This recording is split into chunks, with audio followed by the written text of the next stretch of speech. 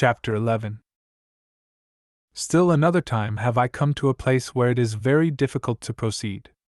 I ought to be hardened by this stage, but there are some experiences and intimations which scar too deeply to permit of healing, and leave only such added sensitiveness that memory re-inspired all the original horror. We saw, as I have said, certain obstructions on the polished floor ahead, and I may add that our nostrils were assailed almost simultaneously by a very curious intensification of the strange, prevailing fador, now quite plainly mixed with the nameless stench of those others which had gone before us.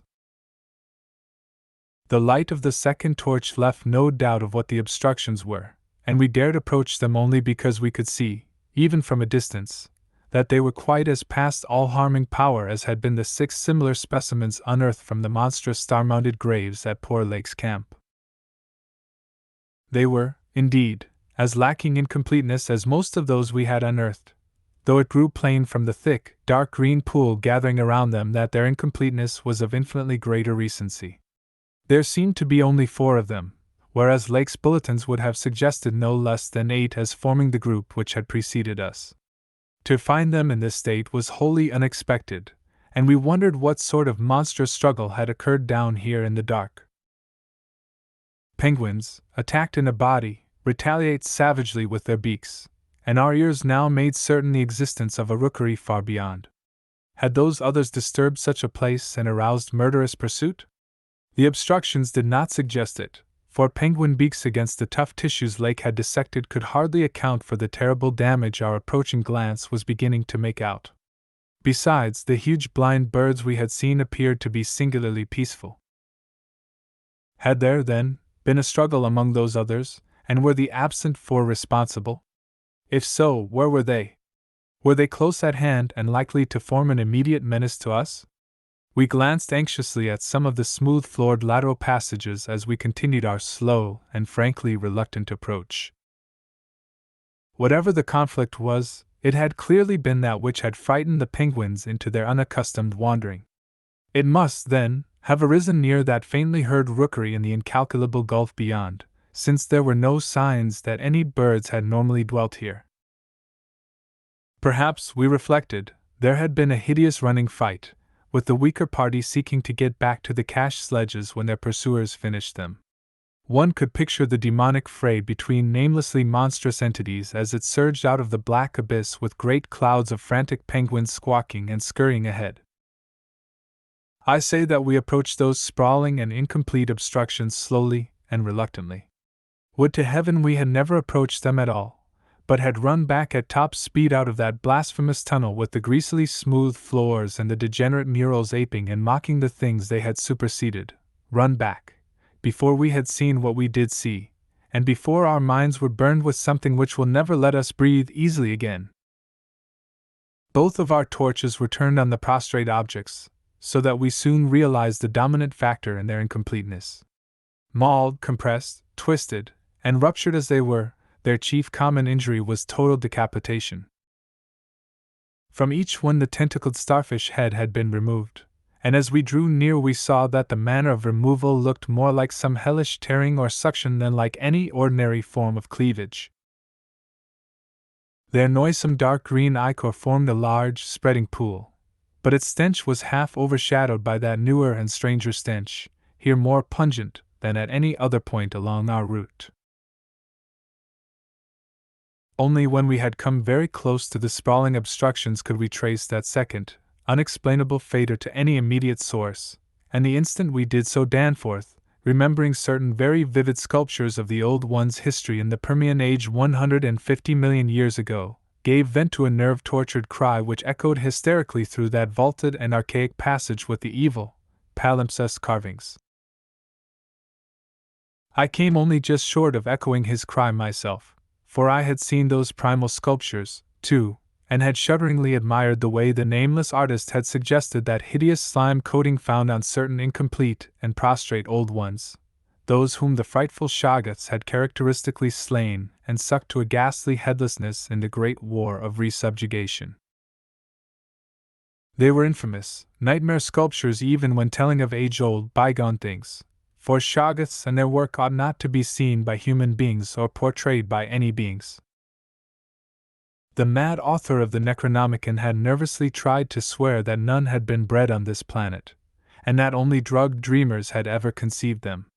Formless protoplasm able to mock and reflect all forms and organs and processes, viscous agglutinations of bubbling cells, rubbery 15-foot spheroids infinitely plastic and ductile, slaves of suggestion, builders of cities, more and more sullen, more and more intelligent, more and more amphibious, more and more imitative.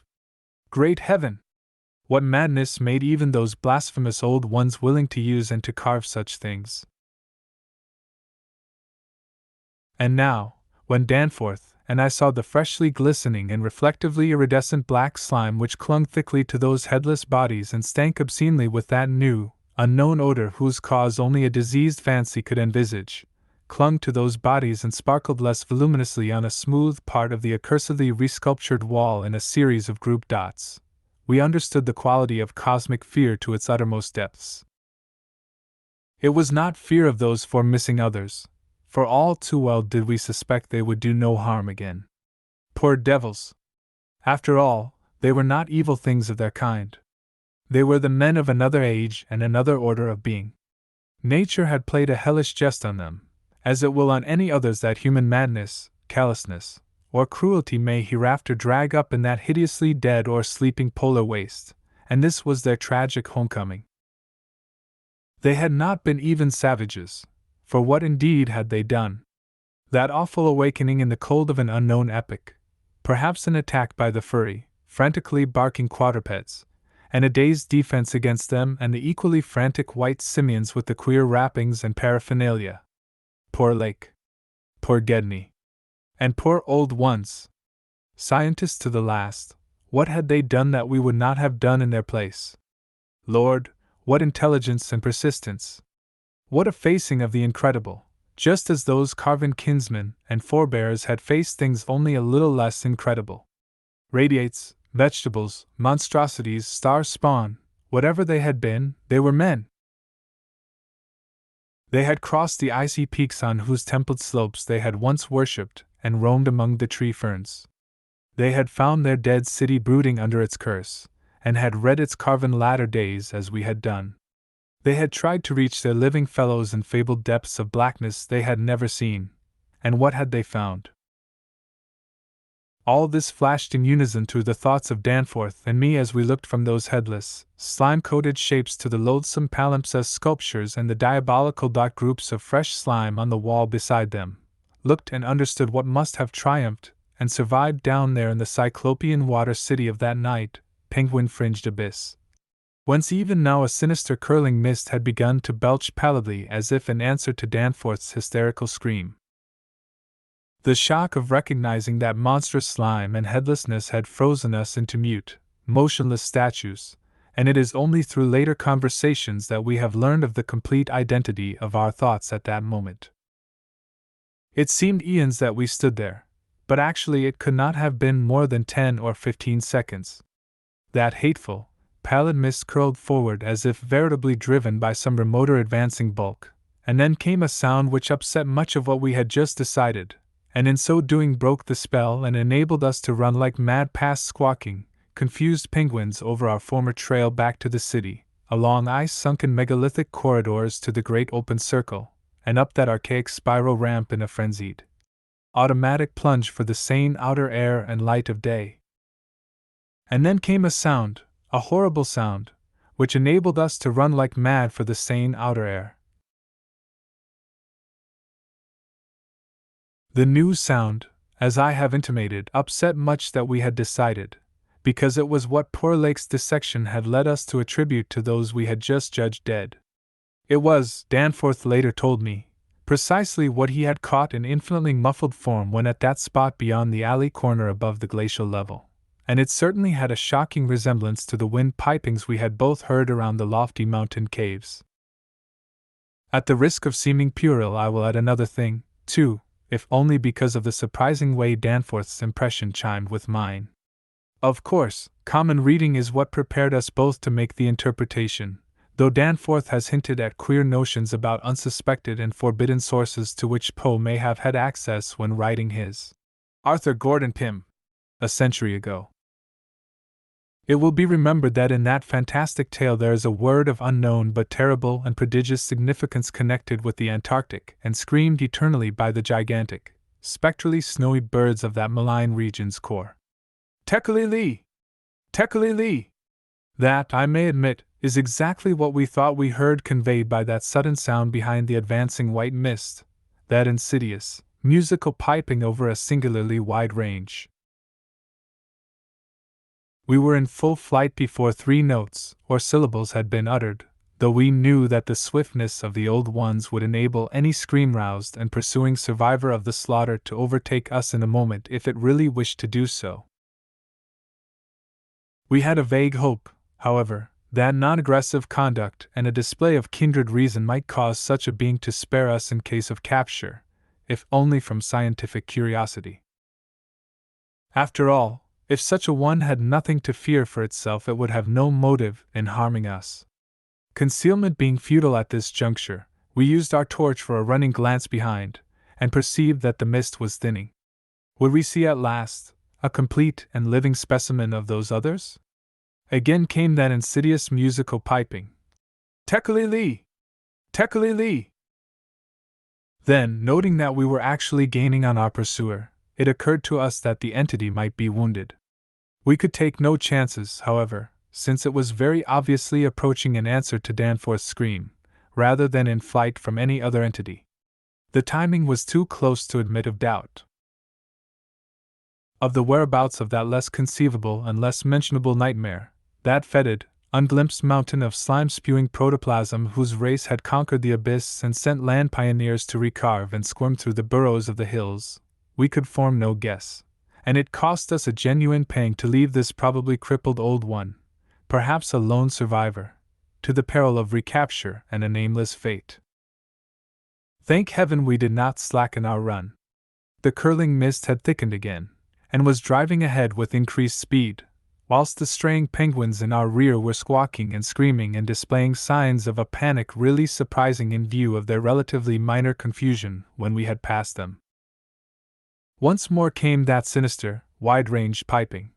Tekeli-li! Tekeli-li! We had been wrong. The thing was not wounded, but had merely paused on encountering the bodies of its fallen kindred and the hellish slime inscription above them. We could never know what that demon message was, but those burials at Lake's camp had shown how much importance the beings attached to their dead. Our recklessly used torch now revealed ahead of us the large open cavern where various ways converged, and we were glad to be leaving those morbid palimpsest sculptures, almost felt even when scarcely seen, behind. Another thought which the advent of the cave inspired was the possibility of losing our pursuer at this bewildering focus of large galleries. There were several of the blind albino penguins in the open space, and it seemed clear that their fear of the oncoming entity was extreme to the point of unaccountability. If at that point we dimmed our torch to the very lowest limit of traveling need, keeping it strictly in front of us, the frightened squawking motions of the huge birds in the mist might muffle our footfalls, screen our true course, and somehow set up a false lead.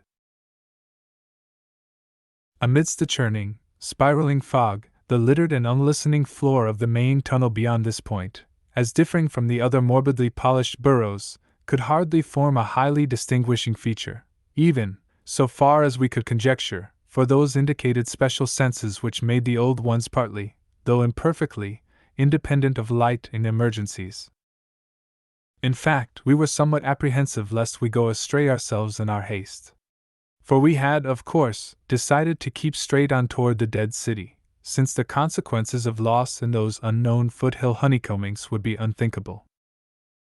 The fact that we survived and emerged is sufficient proof that the thing did take a wrong gallery whilst we providentially hit on the right one. The penguins alone could not have saved us, but in conjunction with the mist they seemed to have done so. Only a benign fate kept the curling vapors thick enough at the right moment, for they were constantly shifting and threatening to vanish. Indeed, They did lift for a second just before we emerged from the nauseously resculptured tunnel into the cave, so that we actually caught one first and only half glimpse of the oncoming entity as we cast a final, desperately fearful glance backward before dimming the torch and mixing with the penguins in the hope of dodging pursuit. If the fate which screened us was benign, that which gave us the half glimpse was infinitely the opposite, for to that flash of semi-vision can be traced a full half of the horror which has ever since haunted us. Our exact motive in looking back again was perhaps no more than the immemorial instinct of the pursued to gauge the nature and course of its pursuer, or perhaps it was an automatic attempt to answer a subconscious question raised by one of our senses. In the midst of our flight, with all our faculties centered on the problem of escape, we were in no condition to observe and analyze details. Yet even so our latent brain cells must have wondered at the message brought them by our nostrils. Afterward we realized what it was, that our retreat from the fetid slime coating on those headless obstructions, and the coincident approach of the pursuing entity, had not brought us the exchange of stenches which logic called for. In the neighborhood of the prostrate things that new and lately unexplainable fator had been wholly dominant, but by this time it ought to have largely given place to the nameless stench associated with those others. This it had not done, for instead, the newer and less bearable smell was now virtually undiluted, and growing more and more poisonously insistent each second. So we glanced back, simultaneously it would appear, though no doubt the incipient motion of one prompted the imitation of the other. As we did so we flashed both torches full strength at the momentarily thin mist, either from sheer primitive anxiety to see all we could, or in a less primitive but equally unconscious effort to dazzle the entity before we dimmed our light and dodged among the penguins of the labyrinth center ahead.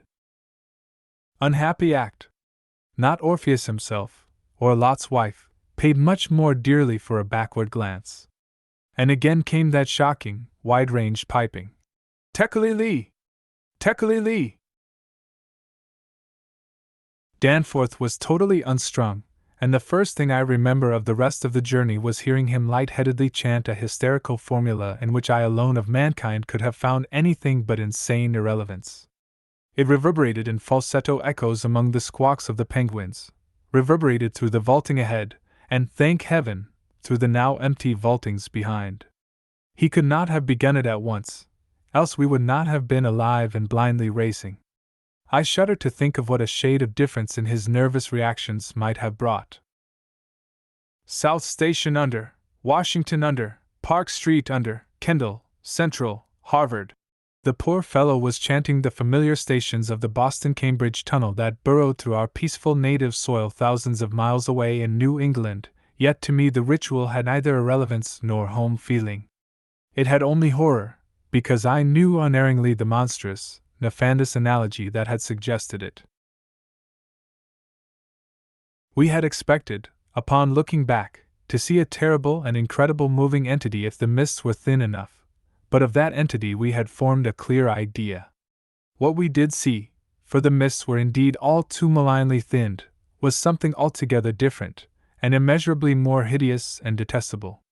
It was the utter, objective embodiment of the fantastic novelist's thing that should not be, and its nearest comprehensible analogue is a vast, onrushing subway train as one sees it from a station platform, the great black front looming colossally out of infinite subterraneous distance, constellated with strangely colored lights and filling the prodigious burrow. But we were not on a station platform. We were on the track ahead as the nightmare, plastic column of fetid black iridescence oozed tightly onward through its 15-foot sinus, gathering unholy speed and driving before it a spiral, rethickening cloud of the pallid abyss vapor. It was a terrible, indescribable thing, vaster than any subway train, a shapeless congeries of protoplasmic bubbles, faintly self-luminous, and with myriads of temporary eyes forming and unforming as pustules of greenish light all over the tunnel-filling front that bore down upon us, crushing the frantic penguins and slithering over the glistening floor that it and its kind had swept so evilly free of all litter. Still came that eldritch, mocking cry, Tekeli-lee! Tekeli-lee!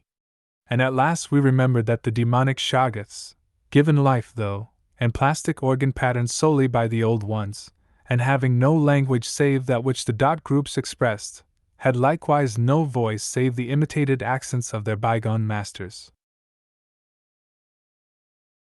Thank you for watching. We are dedicated to curating literature into some of the best read-along audiobooks anywhere.